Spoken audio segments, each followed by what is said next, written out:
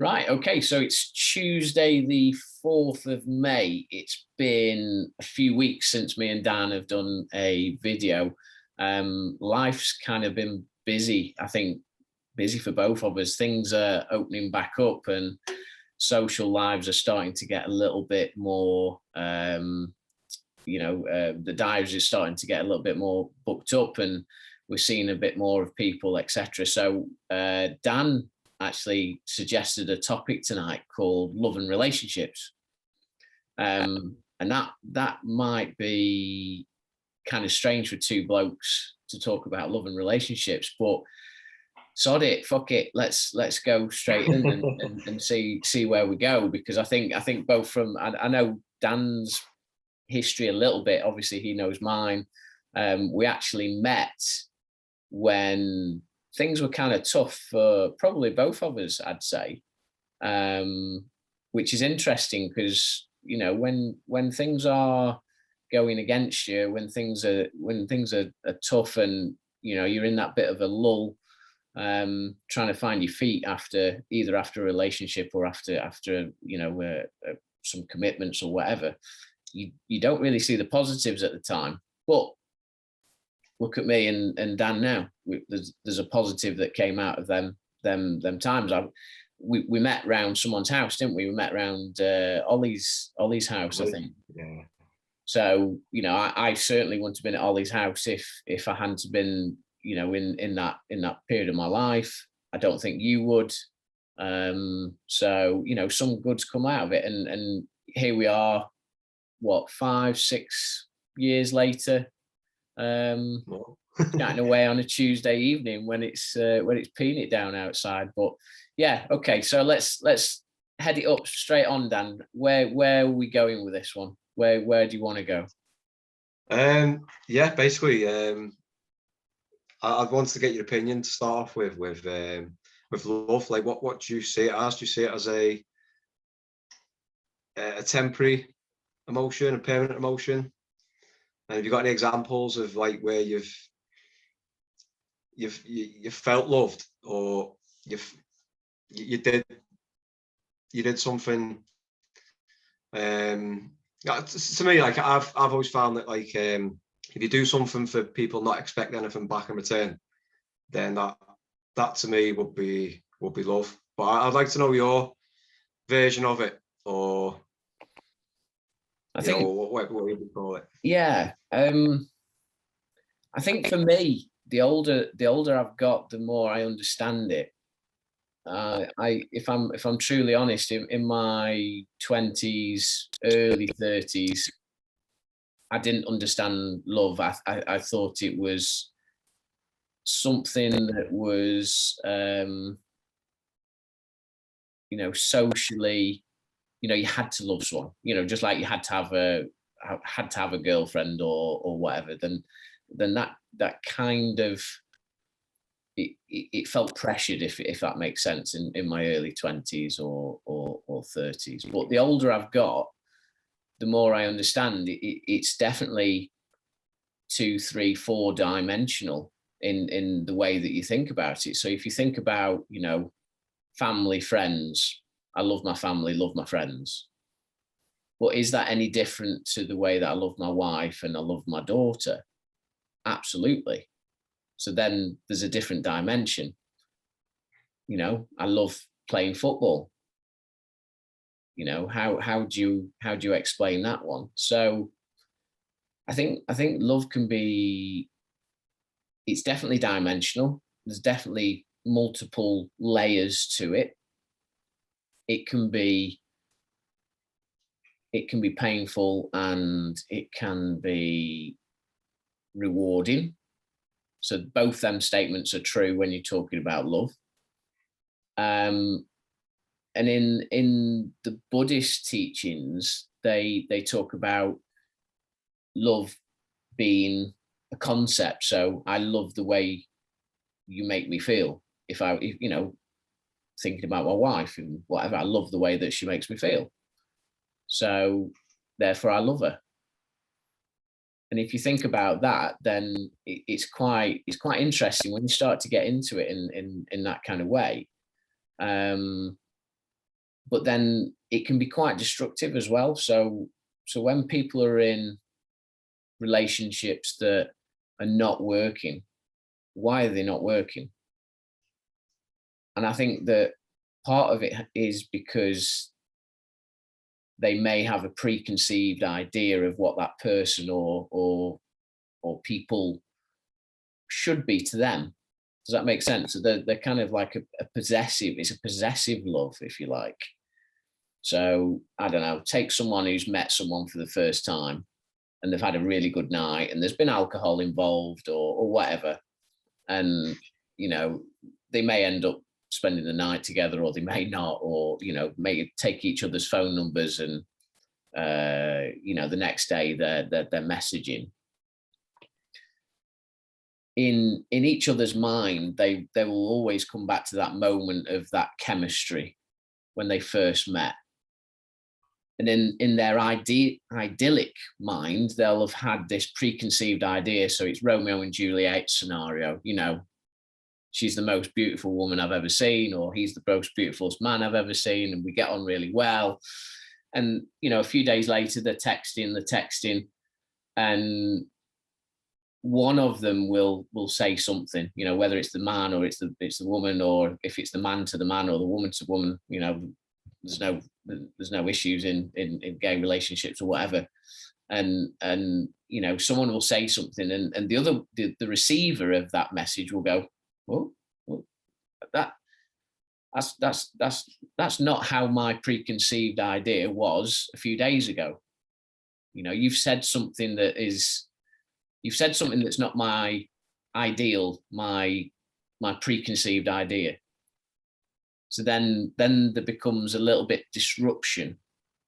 Yeah. And then when this little disruption turns into something else, it can be quite destructive, because then that's when that person needs or wants the love and starts to become possessive. And that's ultimately how that turns into possessiveness or controlling relationships, because that preconceived idea is not how that person originally thought that, you know, that idea was going along. So does that make sense?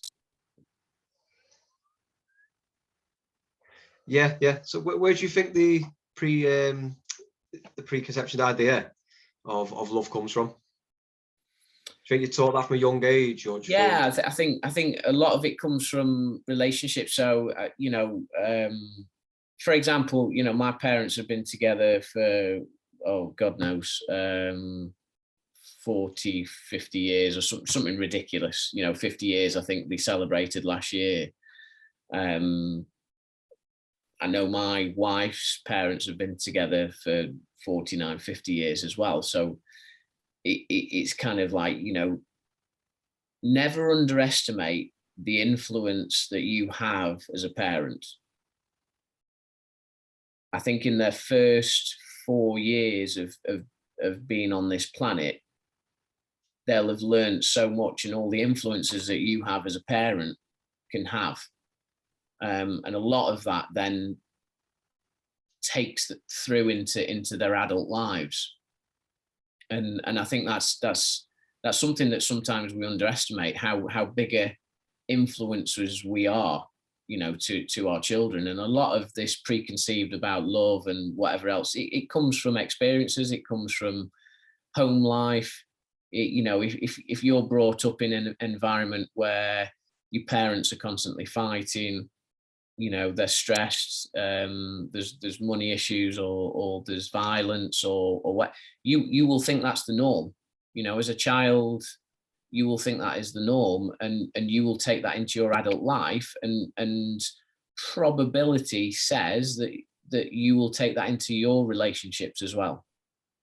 You know, and that is quite, it's quite scary to think that you know, so many kids are exposed to violence, or, you know, even children with sexual abuse and things like that. It's just so damaging.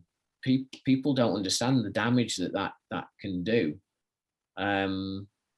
and then the flip side of that, the flip coin of that is where you have people in loving families and big families or whatever, you know, it's there's a lot of influence that comes from your childhood.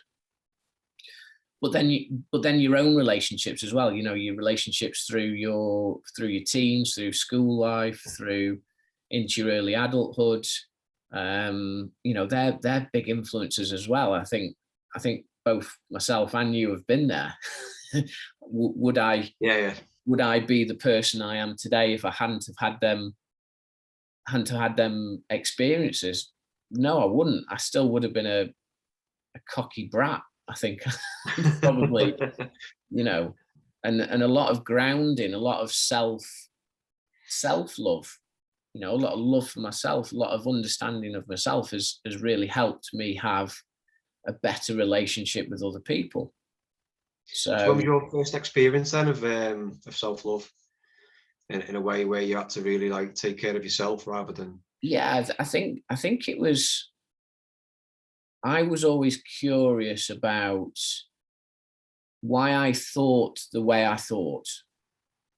You know, why do I think these things? Why do I hold grudges, or why do I do this? And then I started to explore. I had a life coach for best part of 3 years, I think it was, and it was phenomenal. It was the best thing that I've done, you know, in a long time. And that self-development, because I think a lot of the time people, we underestimate working on ourselves. You know, it's kind of like, oh, I want to get a better job, or I want to be able to run 100 meters in, I don't know, 20 seconds. I know 20 seconds is crap, but you know what I'm trying to say. They underestimate the power in actually looking internally and looking at themselves and saying, right, what do I need to do, and plan it all out. And my life coach wasn't about sitting there and going, yeah, you're fantastic, Rick, you know, you're the best thing since sliced bread. It was actually really critiquing the way that I think, because there's no bigger critic to myself than me. You know, I am my biggest critic. Yeah. And that was one of the things that I had to really, really work on and not beat myself up about. And I still do it to a certain point. The idea of looking deeper and asking more questions sort of came as a secondary thing to learning about myself. And you know, there was many things from my childhood that came up that influenced me the way I was thinking. And it was really interesting actually doing some digging and doing the work, and it was working on myself and working on the way that ultimately the way that I think. So when did you sorry, I've got a voice outside. When did when was that you actually started looking back on your childhood then? Was that so I think it was about 6 years,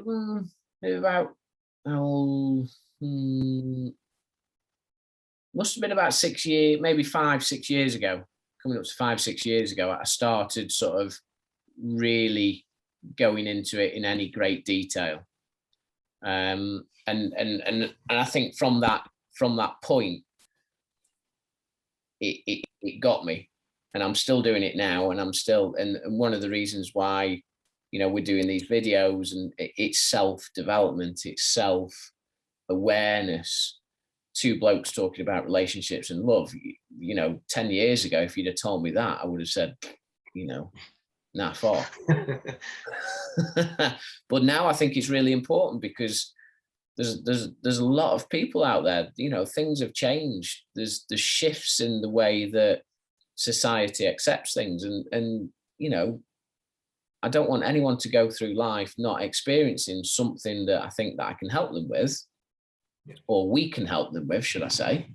And I certainly don't want anyone missing out on finding the right relationship for them, because they're stuck in a shitty, preconceived, violent or sexually abusive relationship, you know, that no one should be suffering like that. So it's about finding that self-love, finding that love that you know you have for yourself and you understand yourself, I think is the key. So did you think, you know, when you found out you're going to be a parent, and obviously when your daughter was born, did you then use that as a reason to look back into childhood, to try and link with the experiences that she's going to have over the next few years? Yeah, there was a couple of things that were really powerful when I found out I was going to be a dad for the first time, and there was a couple of things, like you do the male kind of dad thing. You're like, right, no boyfriends, no whatever, and you kind of do that by default, I think, and it's like, you know, I know you've got a son, so it's like it's probably a bit of the opposite.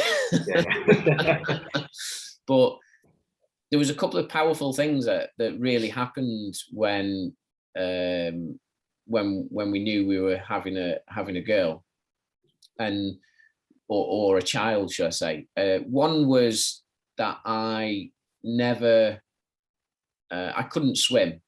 So I couldn't swim up until the age of, what was I?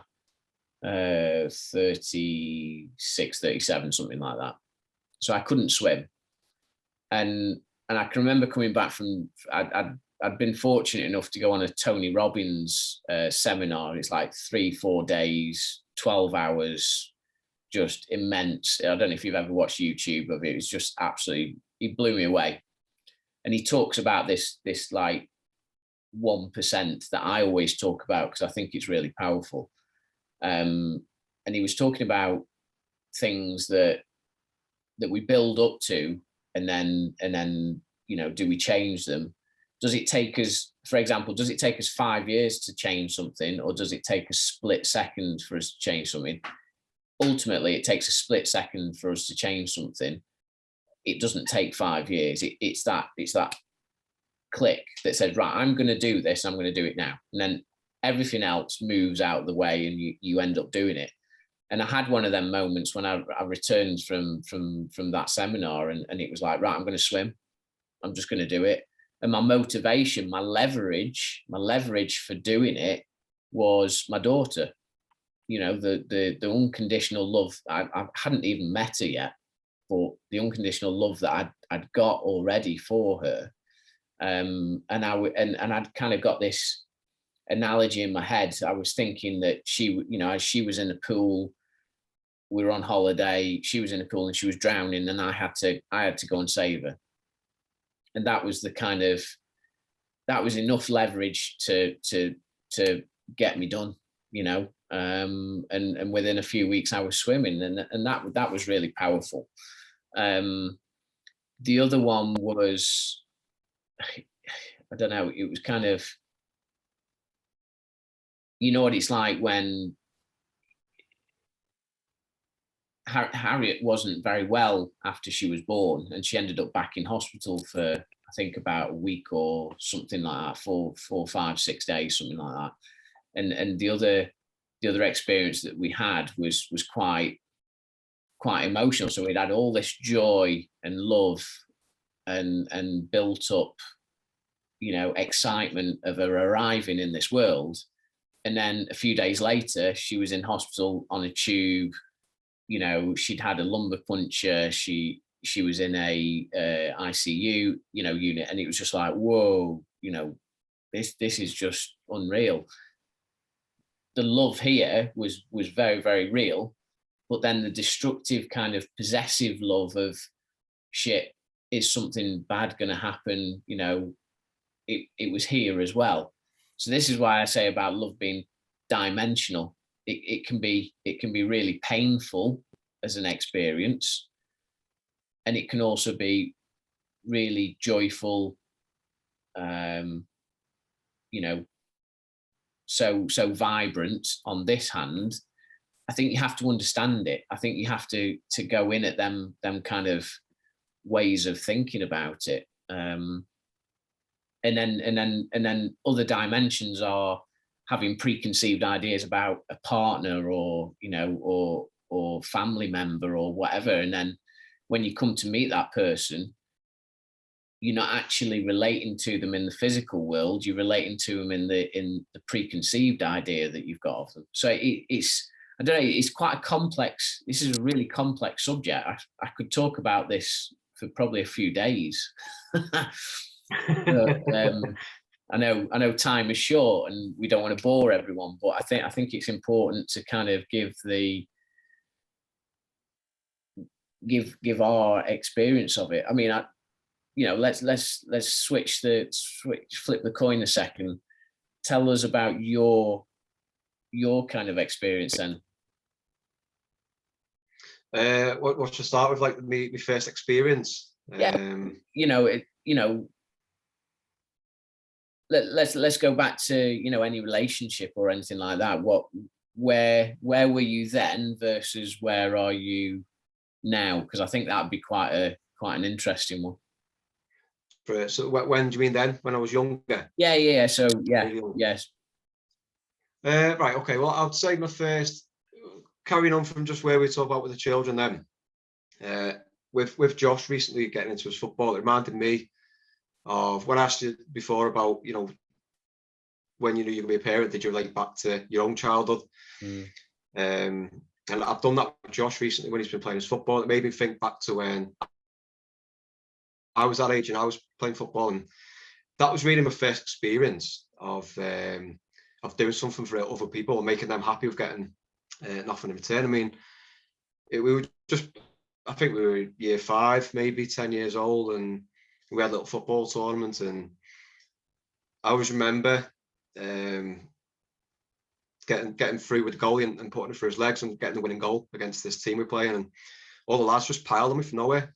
And like for 3 or 4 days after it, all the talk in the class was how good the game was, and everyone's running over and hugging me and everything. It was great, and that was probably the first experience where I started thinking that was a great feeling, like doing that. What all I was really doing was just my job. My job was to put the ball in the net, and I've done that.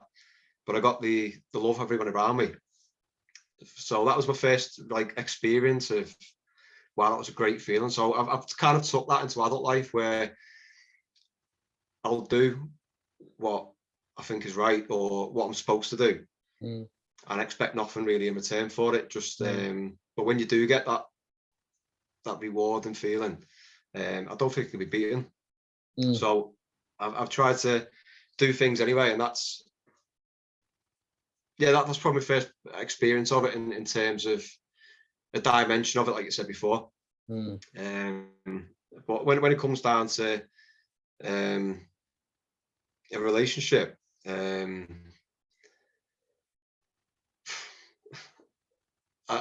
what kind of thing do you mean? See, this is really really interesting, because I'm not going to say you're uncomfortable talking about it, because I know we can talk about anything, but the way that your body language changed then was really, really interesting. So I don't know if you noticed, but I noticed, and you'll watch this back and go, oh yeah, I saw that. But I suppose let's talk about relationships with girls, or the sort of contact relationships that you have with a partner. Let's talk about that. Is there anything that you've experienced that's been tough, that you've learned? That's been right. Okay, yeah. So obviously, when I go back to being a kid again, I grew up in what you call a comfortable environment for the first probably 12 or 13 years of my life, where I had my parents together, and I didn't worry about food or clothes or that kind of thing.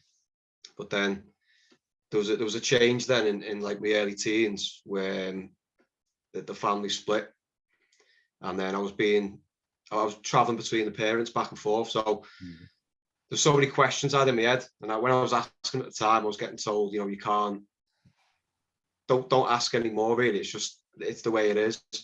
And then it always made me feel after that I was in some kind of survival type of period in my life where I didn't get the answers I needed.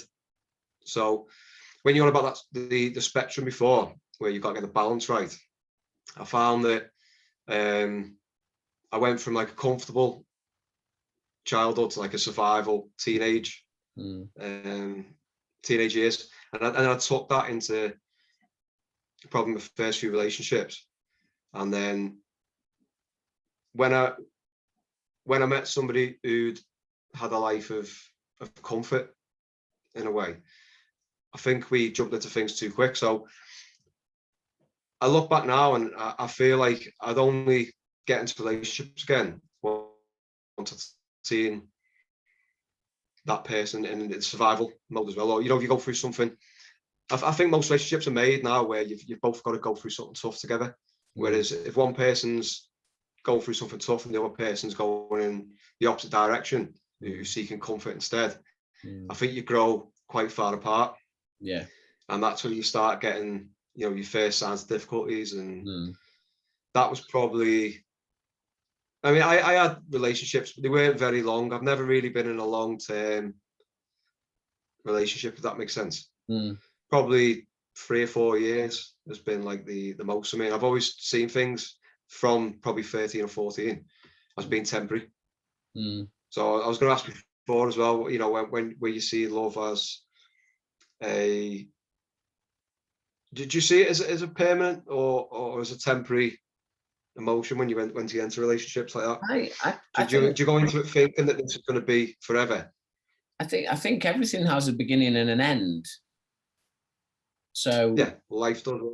Yeah, I mean, ultimately there are things that, you know, will, you know, if you're with a partner, ultimately some things you'll stop doing.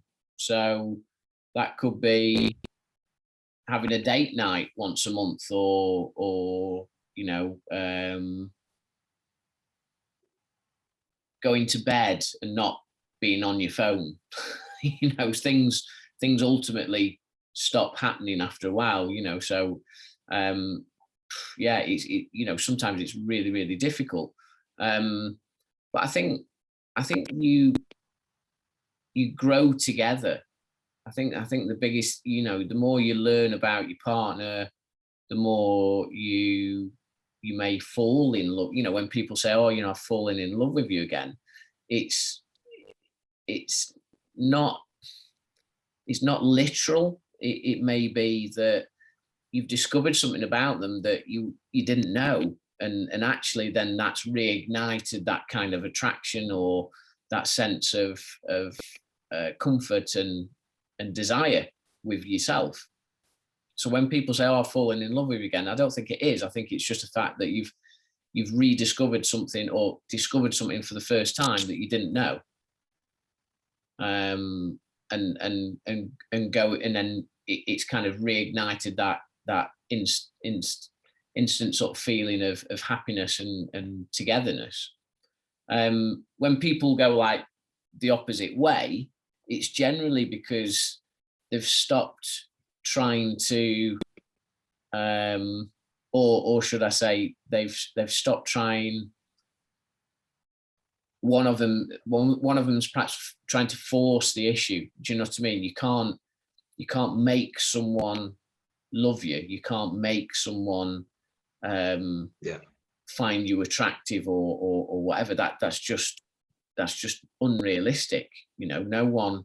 We're all free people. We're all free spirits at the end of the day. You know, so you can't force someone into liking you. That's just, you know, if you think about that in its pure simplicity, that's just insanity, isn't it, really? And that's a lot of the destruction that comes around sort of controlling relationships. You know, people who are violent tend to have this control issue where, you know, they're saying to themselves, you know, this person must love me, and if you don't love me, then, you know, this is where I can control you. You know, that's not healthy. That's not healthy. But does violence do that, or does childhood issues that weren't resolved? I think As well. yeah, I think it's a bit of both, if I'm honest, mate. Yeah, I think it's a bit of both. Whether you've been witness to a violent relationship as you've been growing up, thinking it's the norm, or some people by nature have a little bit of um, controlling desire in them. I'll openly admit I have a controlling part of me that needs to be in control. So I used to hate flying. I used to hate being on an aircraft because I wasn't in control. I wasn't sat in the cockpit controlling the plane and flying the plane. I was very much, very, very much not in control. So I used to hate flying. When it comes to relationships, I've very much, and this is where the past relationships have helped to get me to where I am now. So I've understood why them relationships have broken down, why they've been destructive. They've never been violent, so that's not an issue, fortunately for me. But I've understood why they've broken down, and I've understood why they perhaps didn't go the way that I'd always thought they would. So from past experiences now into the relationship I have now with my wife and my daughter, they've got the best of me. They've got the best of me, and I'm constantly working on myself to be the best version of me. If I can be the best version of me, and more importantly, if I can be a bigger influencer. We talk about Instagram influencers, but I think in a world, yeah. So I think people understand influencers a lot more now. So if I'm an influencer, I've got 5,000, 10,000 followers on Instagram, and people are paying me to put adverts on or drop adverts in my videos and all that lot, and then that's great. I'm an influencer. But when it comes to relationships and family relationships, if I'm the bigger influencer on my daughter than the drug dealer stood on the corner of the street, then she will walk on by. She will walk on by, and she will not stop. She will have taken my influence and caring, loving nature, and she will ignore the dickhead on the corner. And that's what I'm working on. That's what I'm trying to become. I'm trying to become the best version of me, the best influence I can be for my child. And you know what? If I can help people along the way, and you can help people along the way, that's all we want. That's all we want out of this sort of situation.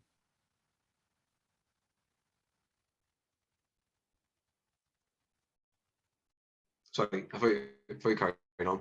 No. I didn't know if there was a bit of a time delay, but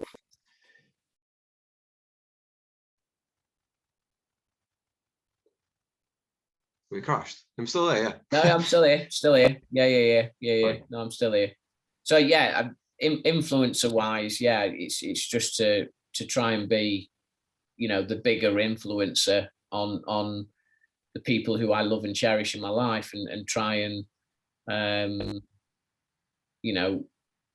try and give the steer to my daughter that hopefully will carry her through life in the right way, in the right track, in the right direction. That's all we can do as parents. That's all we can do. Yeah.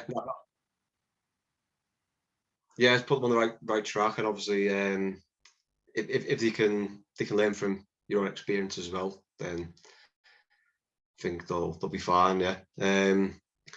When it comes back to like when you feel like you said about your previous relationships have built you to the point where you are today.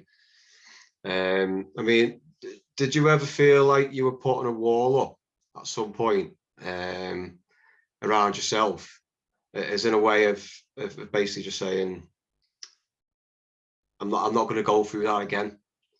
And Yeah. if you did put a wall up, how did you knock it down? Is it just was that Buddhism? Honestly, that just came from being myself, understanding myself.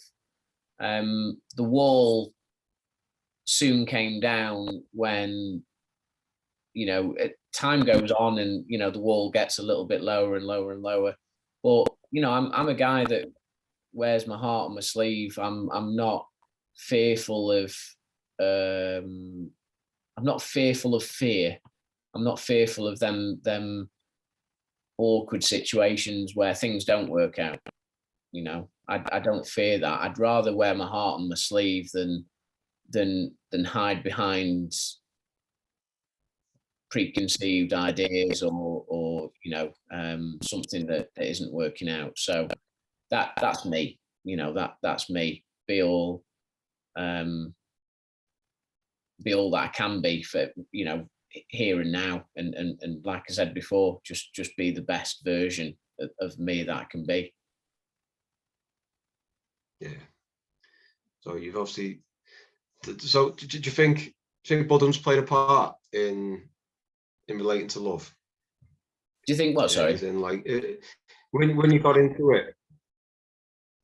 Sorry. So when you got yourself into Buddhism, did you find that was an easier way of understanding love from what you thought it was before? Yeah, but his teachings are really they're quite interesting. They intrigue me. Because of the way that they explain things. I don't find it over the top. I don't find it far-fetched. With a lot of religion, it can feel like it's forced rather than just like, you know, when you go to a Buddhist center and listen to the way that they feel, it's just like, you know, Buddha's having a chat, Buddha's, you know, talking about this or giving his opinion, you know, and that's it. You take it or leave it. So one of my first experiences of Buddhist teachings was I went for a meditation session, and I just thought I was going for meditation. Literally, I just thought, oh, I'm going for an hour, and I think it was about an hour and a half, an hour and 40. And my wife actually bought me like the session for, I think it was for my birthday. We both went together. So we both got this preconceived idea that we're going for meditation. So, right, it's going to be like yoga. We might do a bit of like, you know, warming up, bit of like, you know, shaking hands and stretching and stuff like that. So here's me dressed in full Adidas gear, you know, like Adidas top, Adidas shorts, got my sports socks on, got my sports trainers on. Dell's got her like, you know, sports gear on, like jumper, hoodie, whatever. And we rock up to this meditation center, and we're greeted by, you know, a Buddhist monk in normal clothes, and you know, dressed very normally.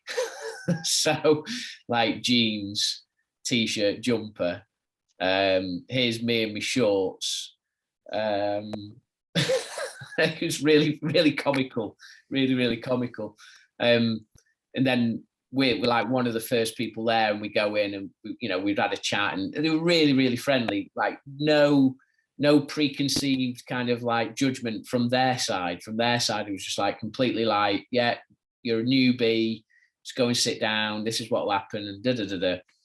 Anyway, so me and my wife go and sit down, and then I'm looking at myself, and I'm looking at everyone else, going, I'm a thorn here, you know, I'm a big thistle in the room, and everyone's like dressed like completely normally in jeans and t-shirt, and here's me like thinking I'm going for a bloody 5 or a 10k run, you know.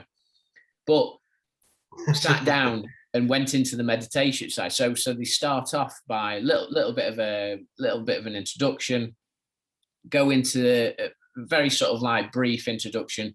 then going to the meditation, which was like bang on, really, really good. And I got a lot out of it. And that was for about, I don't know, about 40 minutes or so. And then the next half an hour is like Buddhist teachings, Buddhist, it's like topics like what we do, like exactly what we do. And I was sat there going, right, where am I? You know, what am I doing? And I think me and my wife had actually gone, well, you know, the meditation was really good, but we're not really sure about this. But listening to it and going through it, it was really, really good. And it was very, very calming and very, it wasn't in your face, it wasn't being pushed. It was just natural. And we got a lot out of that. We got a hell of a lot out of that. So I do think the Buddhist way, the Buddhist kind of way of dealing with things, and the way of the outlook. So the outlook of the way that they do things is phenomenal, especially around death and things that we don't really like to think about. That's one for another day. But certainly with the love and relationship side of things, their kind of way is, you know, there's two, three, four different ways. There's a possessive love, and then there's a love and let go. You know, there's this kind of like contrast, and I think you have to kind of think about it in that dimensional way to get the best out of it, I suppose. Yeah, I suppose if you consider a relationship where you enter it to be a love and let go, like you say, or a temporary situation, you probably learn to enjoy the moments more, knowing full well that, you know, well, the first thing about Buddhism is from what I've read anyway, it's basically accept that life is temporary, and when you accept that, then you don't try and cling onto something or grasp and keep something permanently. Yeah. So that does help you enjoy them little moments a lot more. Yeah, absolutely. And ultimately, I suppose I'd recommend looking into it. But yeah, absolutely. And anyone that's curious about it, go and, you know, there's plenty of YouTube videos, there's plenty of you know, books or whatever the media that you wish to choose. There's so much on it. It's phenomenal. Yeah.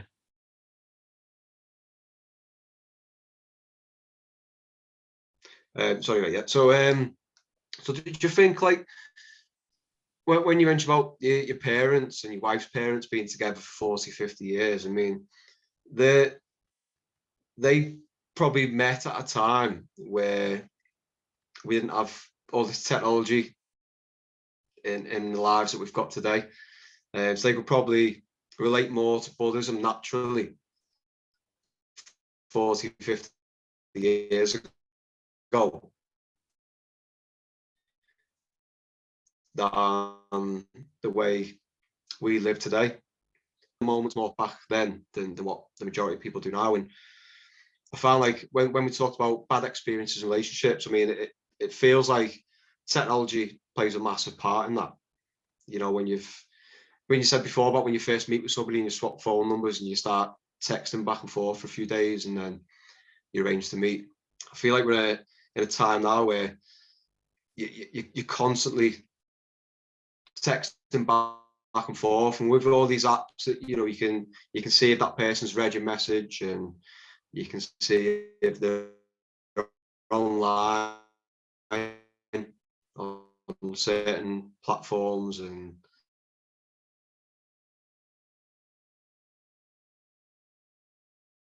relationships started and they've obviously carried on now for a lifetime. Yeah, you broke up a little bit there, but I kind of got the gist. The big thing for me is that anything is destructive if you let it be destructive. So, you know, people are quite we're very interesting creatures. You know, we're creatures of habit. We're creatures of wanting to experience happiness and joy, or love, if you want to call it that. You know, there's a reason why, you know, in lockdown, sales of cats and dogs there's a boom. You know, if you wanted to go and buy a puppy now, it's probably going to cost you 4 or 5 times what it would do if we hadn't been in lockdown. You know, there's a reason why people go and seek these things to make themselves feel better, or think that, you know, Comfort. Think that an animal, whether it's a cat or a dog, will connect them in that other way, that other dimensional way that we spoke about. And ultimately, it doesn't, because they put all their, you know, I suppose the phrase is, they put all their eggs in one basket. Some people, unfortunately, choose to have children to try and plug that gap. The thing about technology is that, you know, these things are ultimately the best thing or one of the best things that man has ever created. You know, I don't know if you ever watched the promotion of Apple when Steve Jobs said, we've got a phone, we've got a camera, and I can't remember what else he said. We've got like the internet or something, and there was like 3 devices, and then he unraveled revealed the iPhone, where it had got all these things built into one. There's a really powerful picture on the internet somewhere of everything that this can do. There was all the individual bits of equipment that had to do that way back in the 70s and 80s, you know, and you'd be driving around in an estate car, because there was so much equipment that you'd have to have in order to get just what this can do. So I think technology is, it can be fantastic. You know, if for example, if my daughter now, or my wife had a medical condition, or there was something wrong, you know, we could phone 999, for example, and that's fantastic. That's exactly what a mobile phone is useful for. Could be, I'm building some shelves and I don't know how to do it, and you know, I go on YouTube, and you know what, it's really, really good for YouTube as well. So I'll learn how to build the shelves. It could be that I've had a memory of being at school with an old school friend, which I've done recently actually, and I typed his name into Facebook, and poof, popped up, and I was like, oh right, we'll connect, and we had a good conversation. And you know what, Facebook is phenomenal for that. It's really, really good for that. Me and my wife share pictures predominantly on Facebook, and we have an album that we use it for as a platform for saving things in the cloud. So if we ever lose our phones, or if anything ever happens, we can we'll have a bulk of photos that are still on the cloud. So technology is really, really useful. The problem is when we expect it to fill a gap of emptiness in our lives, in our circumstances, that's when it becomes destructive. So I don't need a phone to tell me, you know, I'm great, I'm fantastic. I don't upload videos to get people saying, oh, you know, that, you know, don't get me wrong, when people say, oh, that was a really good video, or this, that, and the other, it's great. But I don't do it for that. I do it to try and help. But when people are using technology to plug gaps in their relationships, then it's really destructive. You know, it may be, you know, for whatever reasons, it can be really destructive. And I think that's just something to watch out for. It's just something to watch out for. Yeah, it brings you as well back to, you know, when you talk about the pets and the phones, they're external sources. And I think that they could fall in the category of collecting possessions in terms of wanting to be happy, which we talked about in previous video. Yeah. Why aren't we ever told to look inside and think, like, rather than look for these external sources to fill a gap? You know, why do you think we're not told to look and love ourselves? Is that because there's nothing in it for the wider world? If everybody was happy in Yeah, themselves, because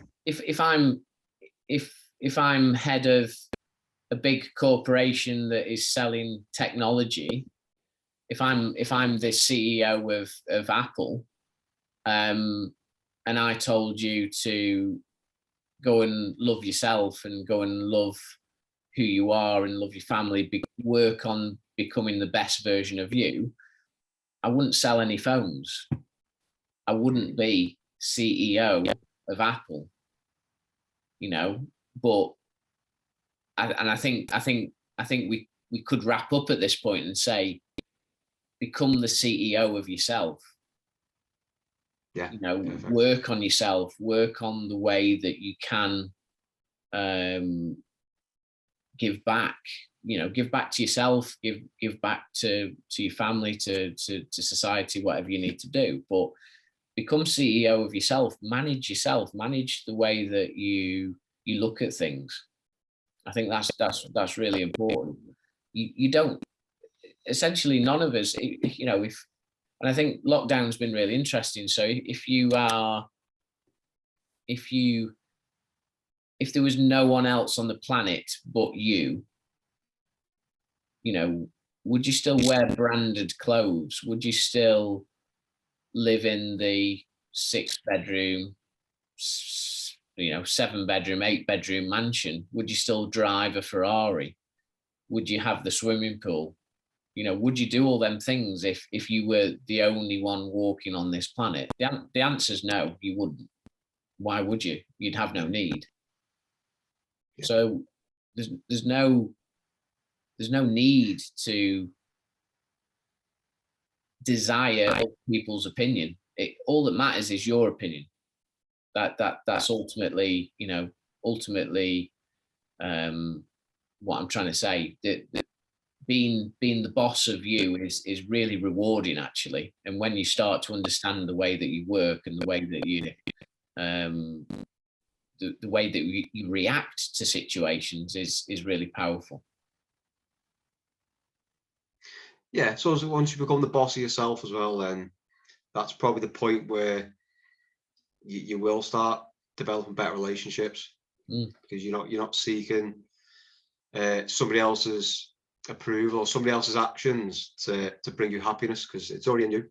You know, if you're the boss of yourself, then I think that's probably the best thing I've learned since we met at Ollie's that night, where you know, you've got to live for yourself, as selfish as it sounds, and against the ideas the world's forcing on us, that, you know, we shouldn't be selfish, shouldn't be self-centered. I think it's important that you are, well, you know, in a good way, but at the same time, there's no better feeling than just doing something for somebody else and expecting nothing in return. Yeah, growth and contribution, mate. Yeah, you know, growth and contribution is really, really powerful. If you can, you know, I've done some things recently with local community and going out, just doing something, you know, completely free. There's no alternative motives behind it. It's completely voluntary, etc., etc. And I've found that really rewarding and actually really addictive as well in some cases. So it, you know, growth and contribution is a human need, and if you can tap into it, it is really, really powerful.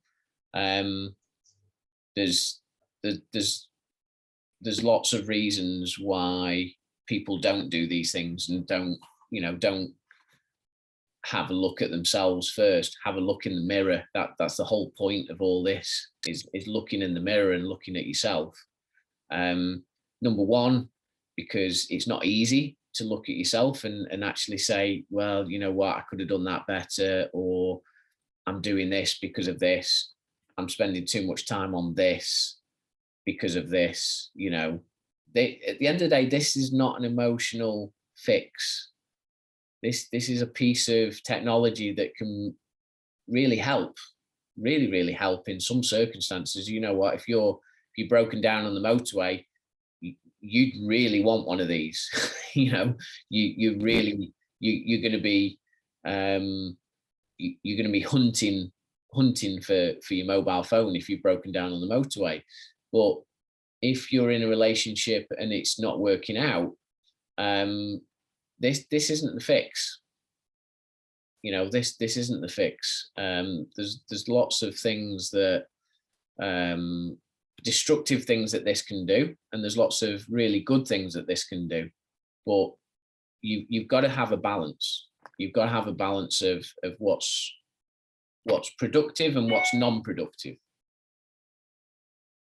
Yeah, or survival and comfort. You can get that balance. Yeah. In the middle of that. I mean, you know, in manufacturing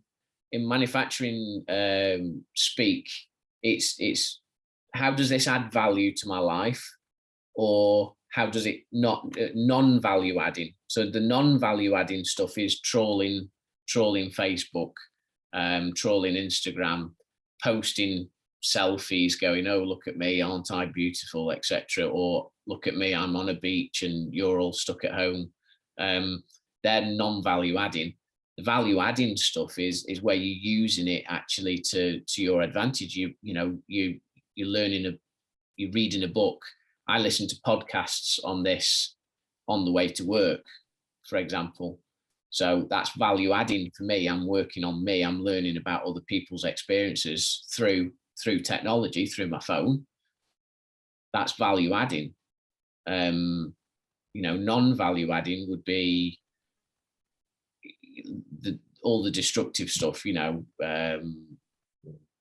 It's there's so much destructive stuff that you could go through. It's unreal.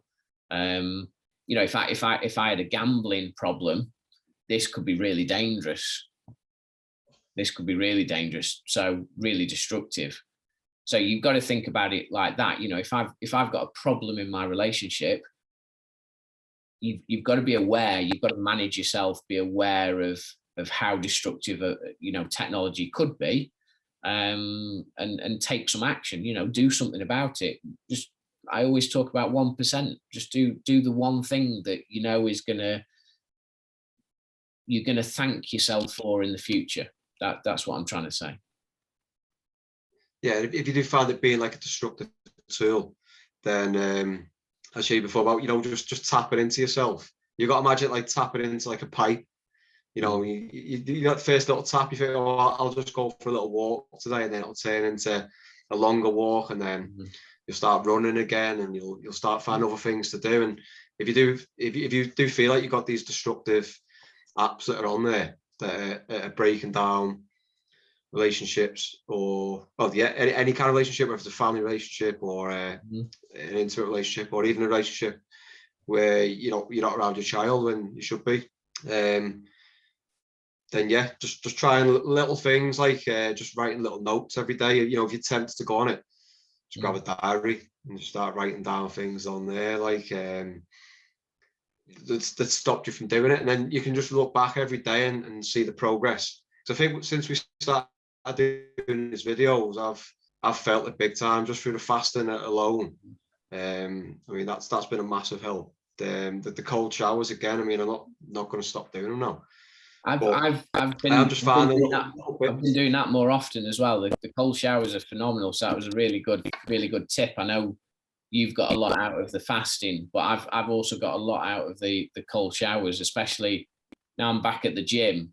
Their shower's a lot colder than mine at home, so it's a lot more powerful. So it's like really does it blasts you, but it gives you that sense of awakeness and feeling. So yeah, absolutely, I 100% agree. 100% agree. Well, that's just started off with a tap, hasn't it? It started off just a little tap. I'll try it, And now you've probably burst a pipe and there's water pissing out at you all the time. Yeah, absolutely. But I think like I've been on this now for about 3 weeks. I think just after we had that last you got rid of your smartphone and got on that, yeah. Yeah, I mean, I've still got the smartphone. I just use it when I come home for 10 minutes or so, and then check a few messages on it and leave it alone. But I've completed 2 books in the last 3 weeks just by having that phone on me. It's just there for emergencies if I need it. And just getting into things a little bit more away from because I have found that smartphone destructive in a few ways, like, but just getting away from it. You recognize that, but you recognize that. Yeah. You took action. You did all right. Getting rid of a smartphone and going back to an old, just a call and receive phone is probably more than 1%. Most people would say that's like 100%. Yeah, it's like, whoa, what you doing? That's like a New Year's resolution on New Year's Day, signing up for like the London Marathon. That's that kind of extremity of getting rid of a smartphone. So, but I think I know, I'm getting to understand you a little bit better in the way that you think. And I think that's a credit to you and a credit to the way that you think, in the sense that, I know this is destructive. I know what I can do, and you've gone and done it. And that's all that you can do. And you've done everything that you can do. So credit to you. Yeah. I think sorry, go on. You do get the piss taken out of you when you take it out of your pocket, but that's the funniest thing about it all, because it doesn't matter, does it? It doesn't matter what else. It's funny. I love it. Yeah. But I think we've been talking for over an hour now, so just probably need to wrap up, otherwise we might not be able to load this one up onto YouTube. Yeah. Okay. Yeah. I think points to take away from this is become the CEO of yourself. In terms of love and relationships, don't go and put everything in a preconceived idea. Try and understand yourself. And ultimately, if something's not working for you, there's no point staying in a relationship if it's not working for you, because that is also destructive. And before you know it, you've spent, I don't know, 3, 4, 5 years of your life with someone that ultimately that person doesn't make you happy, doesn't make you love yourself in a lot. Push you on to be a better version of yourself. Yeah, absolutely. And you know what, we're just 2 blokes having a chat, and sometimes someone watching this will get a lot out of it. So I don't anything else from you, Dan? Just again, same as messages last time, just don't give up on yourself. Be that CEO, as you put it. That's a brilliant way to put it, actually.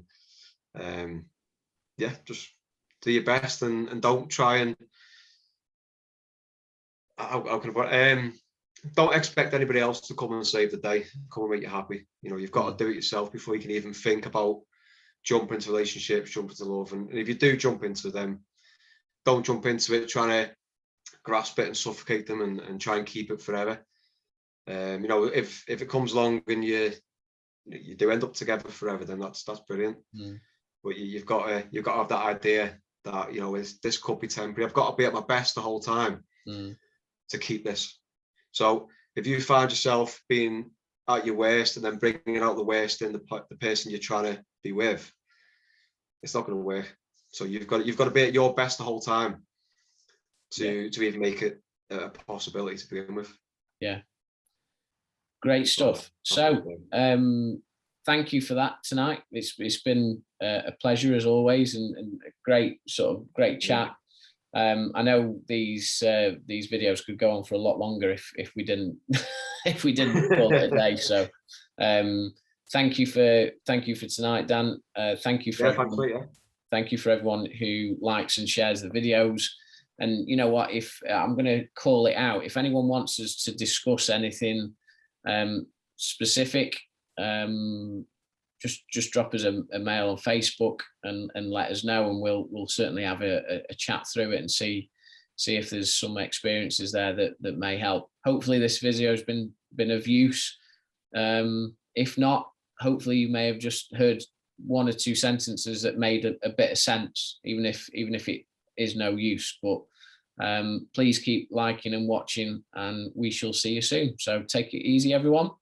Bye from me, Dan. Yeah, and me. All right, take it easy. Bye now.